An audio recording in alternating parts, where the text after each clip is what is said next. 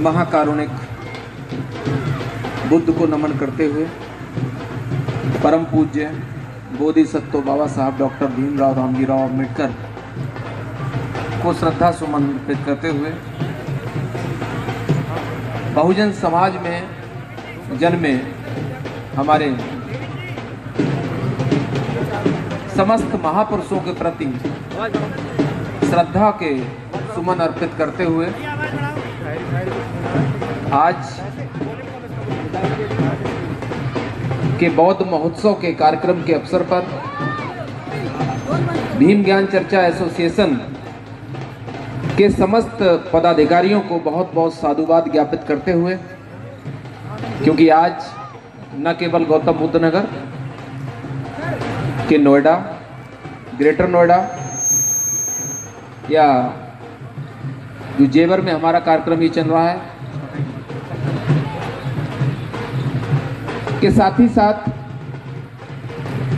जनपद बुलंदशहर, इटावा, सहारनपुर और भी अन्य कई जगह भीम ज्ञान चर्चा एसोसिएशन की एक अनूठी पहल के तहत बौद्ध महोत्सव का कार्यक्रम विगत वर्षों की भांति आयोजित किया जा रहा है। इस बार इसने और ज़्यादा विस्तृत रूप लिया है। इसके लिए समस्त एसोसिएशन, भीम ज्ञान चर्चा एसोसिएशन साधुवाद की पात्र है, बधाई की पात्र है। हमारे जितने यहाँ पर आज उपासक उपासिकाएं और भीम क्रांति मिशन के जो भी पुरोधा योद्धा बालक बालिकाएं, हमारे बुजुर्ग, सम्मानित माताएं बहनें यहाँ पर उपस्थित हैं, उनका बहुत बहुत साधुवाद है कि आज के इस पावन अवसर पर जो हमारा बौद्ध महोत्सव का कार्यक्रम है, इसमें उन्होंने अपनी सहभागिता यहाँ पर दी है और कार्यक्रम को और रोचक बनाया है। इससे पूर्व में हमारे भीम ज्ञान चर्चा एसोसिएशन के कर्मठ साथी एडवोकेट सूरजपाल राक्षस जी ने अपना उद्बोधन दिया। हेमंत भाई ने भी गीतों के माध्यम से अपनी बात कही। हमारे बुलंदशहर के गायक विजय जी ने भी गायकी के माध्यम से यहाँ पर आज भीम ज्ञान चर्चा महोत्सव के माध्यम से जो आयोजन हुआ बौद्ध महोत्सव, अपना संदेश दिया। मैं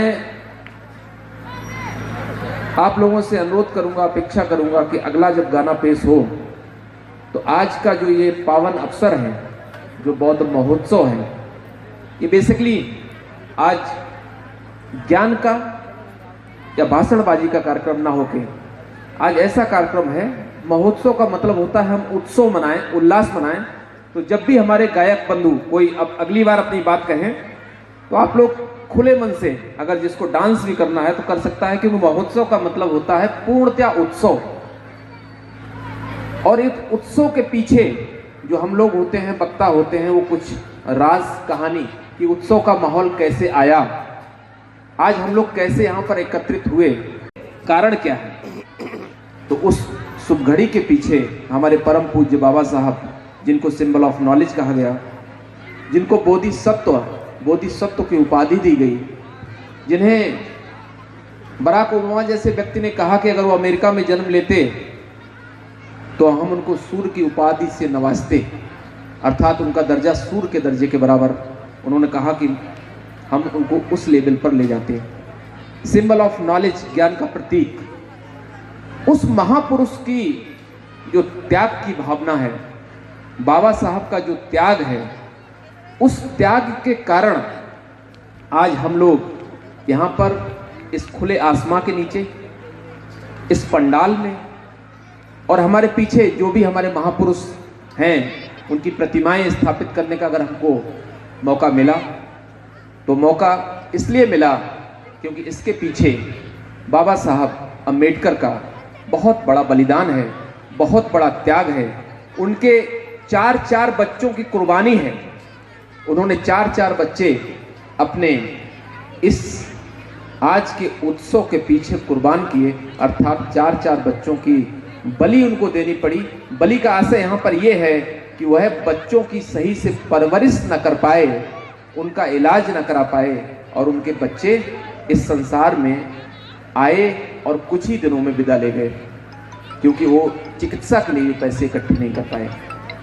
बात है उस दौर की, 1912 में जब उन्होंने स्नातक की उपाधि हासिल की और बड़ौदा साम्राज्य में नौकरी की।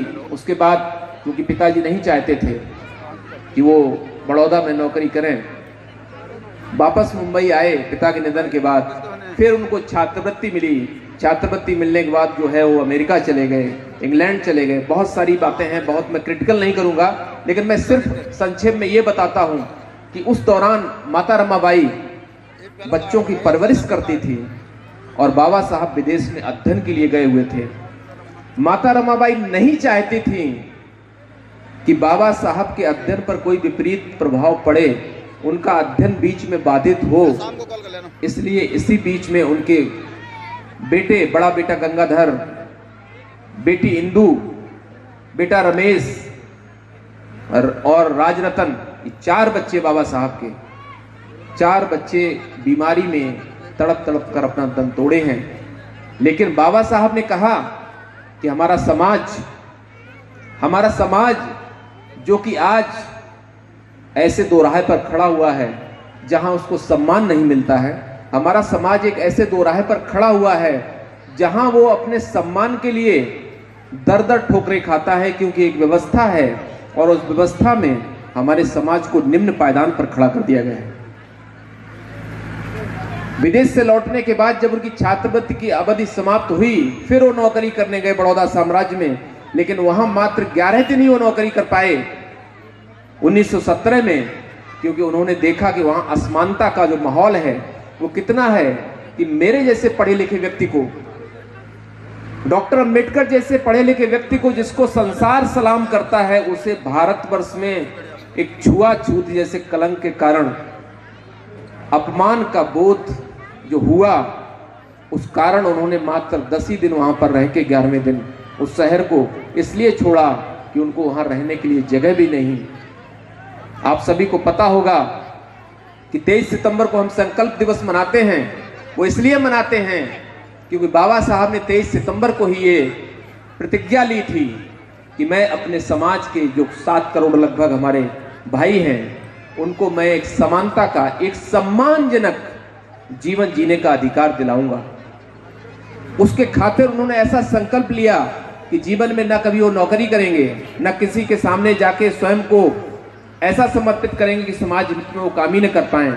और उस संकल्प के कारण प्रतिबद्ध होकर उन्होंने अपने आगे की शिक्षा भी जारी रखी और विभिन्न आंदोलन भी किए। और उन्हीं आंदोलनों का परिणाम है कि 1927 में, आज ही के दिन 25 दिसंबर 1927 को उन्होंने समाज में व्याप्त कुरीतियों का जो संग्रह ग्रंथ कह सकते हैं, ऐसे ग्रंथ को तिलांजलि दी, ऐसे ग्रंथ को जलाया और कहा कि हम ऐसे किसी भी ग्रंथ को नहीं मानते हैं जो ग्रंथ समाज में विभेद करता हो, जो ग्रंथ समाज में असमानता फैलाता हो।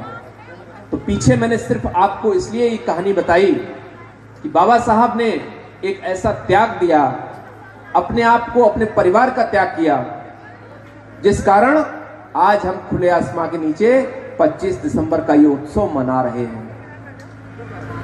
अब बाबा साहब ने कहा क्या है, इस उत्सव को मनाने के जो दिशा निर्देश हैं, बाबा साहब की आखिर मंशा क्या थी, बाबा साहब आखिर चाहते क्या थे। बाबा साहब ये चाहते थे कि हमारे समाज में जो हमारी माताएं बैठी हुई हैं, और जितनी माताएं बैठी हुई हैं, बहनें बैठी हुई हैं और घूंघट डाल के बैठी हुई हैं, इनको घूंघट में नहीं रहना है। बाबा साहब चाहते थे कि महिलाओं की आजादी, महिलाओं को बराबर का दर्जा, हमारे समाज की जो माताएं बहनें हैं वो पढ़ें लिखें और तर्क करें। अगर कोई गलत चीज उनके ऊपर थोपी जाती है, चाहे वह व्रतों के माध्यम से हो, चाहे वो अंधविश्वास के माध्यम से हो, चाहे वह आडंबरवाद के माध्यम से हो, ऐसी गलत बातों को आपको नहीं मानना है। जो छोटे छोटे बच्चे हैं इनको आप अच्छी परवरिश दें, और वो परवरिश कैसे होगी? वो परवरिश होगी जो हम बौद्ध महोत्सव मना रहे हैं। इस बौद्ध महोत्सव में बुद्ध की जो अनुशंसा है, बुद्ध की जो शिक्षा है, बुद्ध की शिक्षा क्या है? प्रज्ञा, करुणा, मैत्री, शील, समाधि। उन्होंने पंचशील की बात कही, जो भंते जी ने सुबह सुबह पर यहाँ पंचशील करवाया। उस पंचशील में हम यही कहते हैं कि हम प्राणी मात्र की हिंसा नहीं करेंगे। कौन कौन माता, कौन भाई, कौन हमारा बहन या कौन हमारा उपासक उपासिका चाहता है कि उसका बच्चा, जिसमें सेकंड नंबर पर कहा गया है कि अदन्न दाना वेरमणि शिक्षा पदम समाधियामि, कौन व्यक्ति चाहेगा कि उसका बच्चा चोर बने, किसी को बिना दी हुई कोई चीज उसको ले ले? कोई नहीं चाहेगा। तो जो बुद्ध की शिक्षाएं हैं, कामेषु मिच्छाचारा वेरमणि शिक्षा पदम समाधियामि, मूसावादा, हम में से कोई नहीं चाहेगा कि उसका बच्चा झूठ बोले, उसका बच्चा फरेब करे। कोई नहीं चाहेगा। हमारी माताओं में से एक भी माता बहन नहीं यहां पर चाहेगी कि उसका पति घर में शराब पी के आए, कोई नहीं चाहेगा। तो बुद्ध का जो 5वां सील है वो यही कहता है कि आपको मदिरा से, आपको नशीली चीजों से दूर रहना है। तो जो बुद्ध की शिक्षाएं हैं वो यही कहती हैं, क्योंकि मदिरा ऐसी चीज है जो कि आपके परिवार को तहस नहस करती है। मदिरा ऐसी चीज है जो आपकी बच्चों की पढ़ाई को प्रभावित करती है। मदिरा ऐसी चीज है जो परिवार का जो सही से भरण पोषण होता है, उस भरण पोषण को नहीं होने देती है। क्योंकि व्यक्ति शराब के नशे में अपने उत्तरदायित्व को भूल जाता है, बच्चों की पढ़ाई से विमुख हो जाता है। घर में खाना बन रहा है नहीं बन रहा है उसको नहीं पता है, उसको केवल और केवल मदिरा से मतलब रहता है, घर कहीं पे चला जाए। तो ये जिम्मेदारी आप लोगों की है। मैं आज जेवर में पहली बार अपना उद्बोधन दे रहा हूं, पहली बार आपको बता रहा हूं।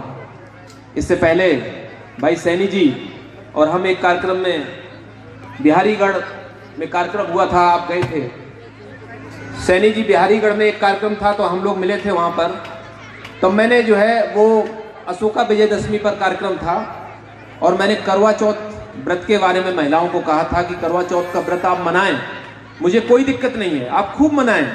लेकिन मेरे कुछ सवाल हैं जिनको मैं सवाल आपके पूछने से पहले अपनी कुछ बातें कहना चाहता हूं। जब मैंने वो बातें कही तो आपको विश्वास शायद हो ना हो कि अगली बार जब मैं वहां पर मुख्य अतिथि बन के गया था तो वहां पर लगभग 15 महिलाएं मंच पर ये कहने आई थी कि साहब मैंने करवा चौथ का व्रत मनाना छोड़ दिया।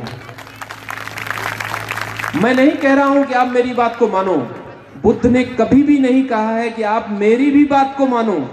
उन्होंने हमेशा यही कहा है कि आप उस बात को मानो जो बात आपको आपकी समझ के अनुसार सही लगे।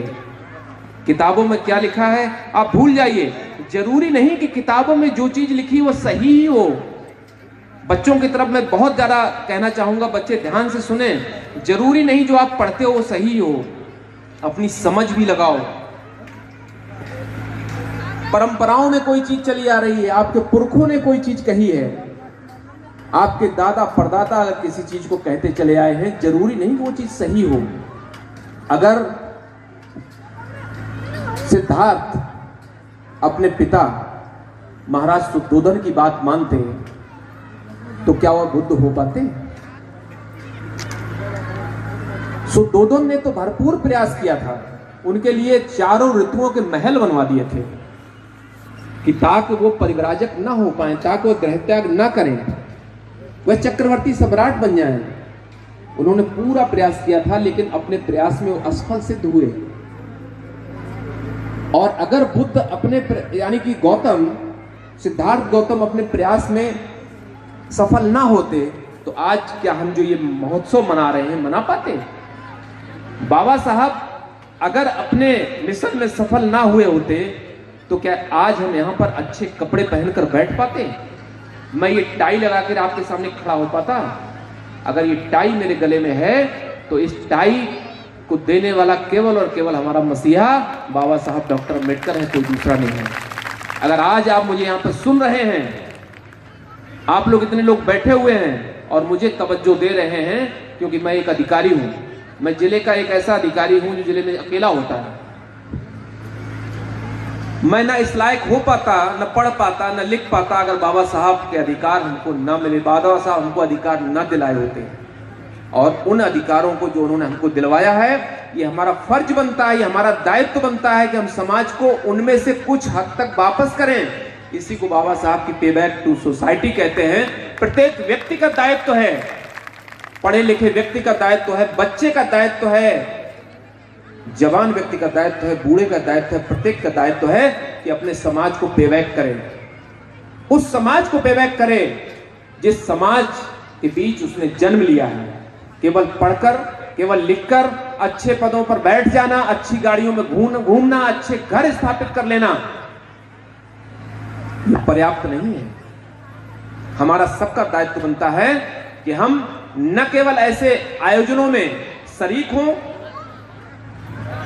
बल्कि अगर इन आयोजनों के बाहर भी हम जब जाते हैं तो भी हमारे मन में अपने समाज के प्रति संवेदनाएं होनी चाहिए। हमें अपने समाज के बीच में हमेशा उसके बारे में सोचना चाहिए। हमारे हरित जी अक्सर 2-4 लाइनें पढ़ते हैं। मैं भी सहारनपुर में जब था तो अक्सर अपनी भाषण के दौरान में 2-4 लाइनें कह देता था। वो लाइनों के अंश जो है कि आहों से पत्थर पिघलेगा, तुम इस धोखे में मत रहना, और कोई तुम्हारा कल्याण करेगा, इस धोखे में मत रहना कि भारत के जर्रे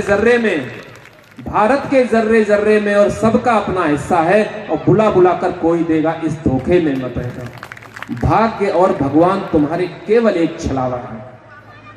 जो लोग भाग्यवाद में विश्वास करते हैं, भगवान पे विश्वास करते हैं, मैं नहीं कह रहा हूं कि आप ना मानो, आपको जो करना है करो, लेकिन आप एक बार अपने तर्क की कसौटी पर ये कसके तो देख लो कि जो मैं कर रहा हूं क्या वो वास्तव में सही है, जो मैं कर रही हूं क्या वो वास्तव में सही है।